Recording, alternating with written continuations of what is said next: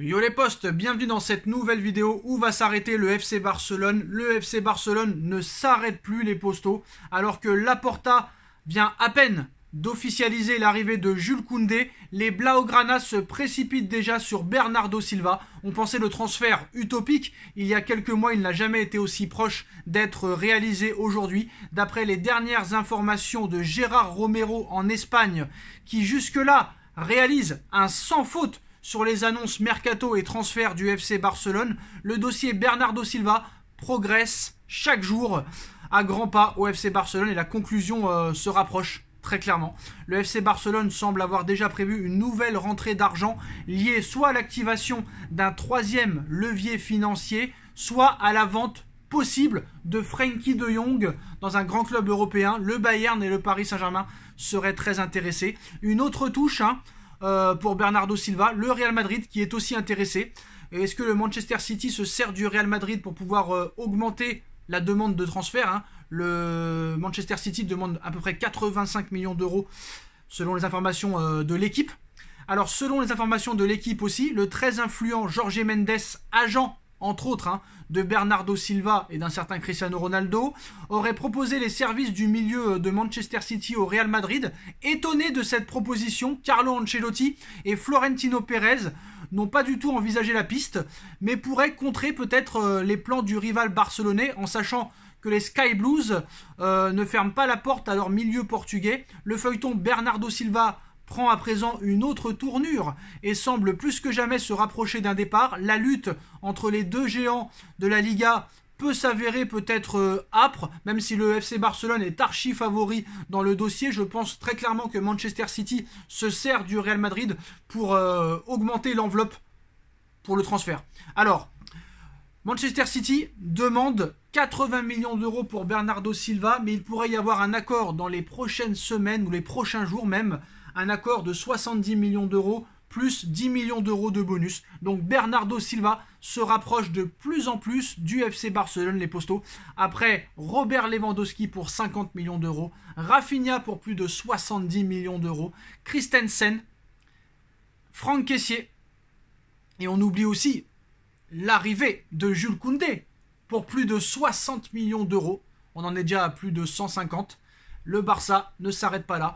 Et maintenant, toute l'Europe, tous les médias européens en font leur une depuis plusieurs jours maintenant. On a vu l'équipe, on a vu RMC Sport, on a vu l'After qui en a parlé, on a vu que Bild en a parlé, on a vu que The Telegraph et le Times en Angleterre en a parlé, la Gazzetta dello Sport en a parlé en Italie. Et bien aujourd'hui, un article sur le FC Barcelone est sorti. Mais d'où sort tout cet argent? Alors le Barça a recruté du très lourd cet été, et ce alors qu'il est décrit comme un club en situation catastrophique sur le plan financier. Alors comment c'est possible? On avait déjà fait une vidéo pour expliquer un petit peu les contours, l'histoire du comment, apparemment de l'escroquerie légale d'après certains médias. On en sait un peu plus aujourd'hui. Alors comment un club qui se dit en ruine peut dépenser autant d'argent sur un mercato? C'est la question que se posent beaucoup de fans de football depuis le début du mercato, alors que le Barça a déjà dépensé plus de 150 millions d'euros sur Rafinha, Lewandowski et sur Jules Koundé, et s'apprête aussi à sortir un nouveau chèque maintenant pour Bernardo Silva à 80 millions d'euros, ce qui augmenterait l'enveloppe à 230 millions d'euros. Donc d'où sort donc tout cet argent? Comment un club au bord de l'abîme financier peut-il autant recruter? Donc à deux reprises cet été, le Barça a vendu des pourcentages de ses revenus liés à ses droits TV de la Liga. C'est surtout de là que sort tout cet argent. D'abord 10%, puis après 15% récemment à la société Sixth Street, habituée de ce type d'opération, ayant déjà travaillé avec d'autres clubs comme le Real Madrid par le passé. Au total, le club a récupéré 519 millions d'euros grâce à cette double vente. Bien sûr, tout ne sera pas destiné au mercato puisqu'il y a d'autres dépenses à couvrir, à commencer par les dettes à rembourser, mais le duo Laporta-Alemany a donc récupéré une sacrée enveloppe pour pouvoir se faire plaisir sans trop compter ses sous. Alors depuis la prise de pouvoir de Joan Laporta, il y a plus d'un an, le club est tout de même parvenu à se débarrasser de plusieurs joueurs indésirables et a surtout fait baisser sa masse salariale de façon conséquente. Les différents départs, ventes ou prêts de joueurs comme Lionel Messi, Philippe Coutinho, Luis Suarez, Antoine Griezmann, entre autres, ont permis de réduire cette masse salariale de plus de 150 millions d'euros en l'espace d'un an seulement.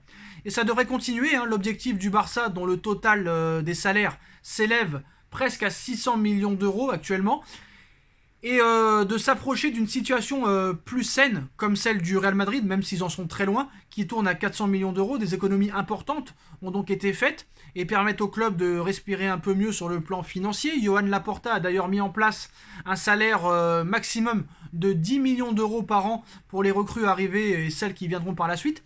Alors la force du Barça, c'est en partie son prestige, et du côté de Chelsea, on le sait bien, puisque les Barcelonais ont réussi à s'offrir Rafinha, et en ont fait de même avec Jules Koundé en proposant moins d'argent à Leeds et à Séville que ce qu'offrait Chelsea. Incroyable. Les joueurs rêvent de rejoindre la Catalogne et le FC Barcelone et sont prêts à insister auprès de leur club.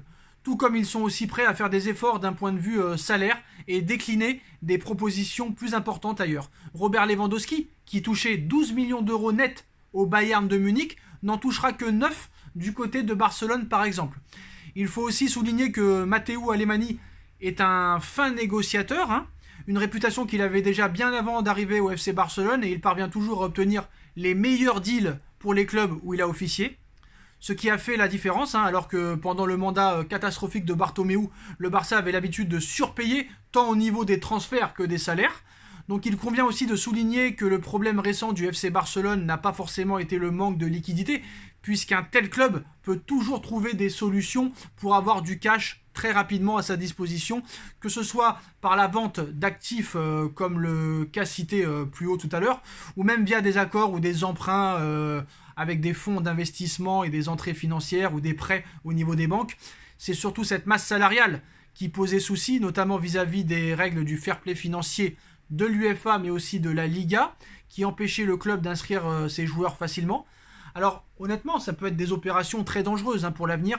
Le FC Barcelone n'est d'ailleurs pas totalement tiré d'affaire. Jusqu'ici, les Barcelonais étaient soumis à la règle du 1 quart, 3 quarts du fair play financier, c'est-à-dire que les dirigeants ne pouvaient réinvestir que 25% de ce qui était généré pour construire l'effectif. Des règles plutôt strictes, dont on avait déjà parlé et qui en quelque sorte handicapent les clubs espagnols, mais d'un autre côté leur permettent de rester, on va dire, dans le vert financièrement.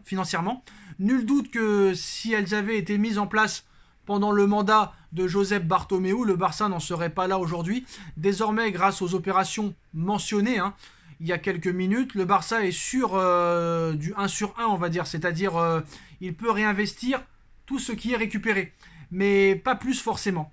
Seulement la masse salariale reste trop importante à l'heure où on parle, et au moment où ces lignes sont écrites par la presse, les nouvelles recrues ne peuvent pas être enregistrées auprès de la Liga espagnole. C'est ça qu'explique un petit peu tous les médias, toute la presse écrite. Donc il faudra donc se séparer de plusieurs éléments avec Frenkie de Jong, qui est le candidat numéro 1 pour faire ses valises. D'autres actifs pourraient aussi être vendus au cours de l'été, comme la société de production Barça Studio ou BLM, la société qui gère le merchandising du club. Pour l'instant, ils ne sont pas vendus, mais ils pourraient l'être. Seulement, contrairement aux droits TV de la Liga, qui ne représentent au final qu'une partie assez peu conséquente du budget du FC Barcelone, ces opérations pourraient être moins intéressantes financièrement parlant. Donc le pari de Laporta cet été a été clair, récupérer de grosses sommes cet été pour investir et être compétitif, quitte à s'asseoir sur des revenus futurs potentiellement plus élevés, plus risqués. Donc voilà, on va dire que c'est des opérations dangereuses, oui et non, on va dire. Les revenus des droits TV pour un tel club restent assez peu importantes, comme on l'a dit tout à l'heure, puisque le Barça perçoit environ 150 millions d'euros par an de la Liga espagnole. Les Barcelonais vont s'asseoir chaque année sur 37,5 millions d'euros, et ce pendant 25 ans, soit presque le double de la somme pour laquelle ces droits ont été vendus, mais sur un budget d'environ 800 millions d'euros et qui risque de s'approcher du milliard, comme avant le Covid, très rapidement, ce n'est pas énorme.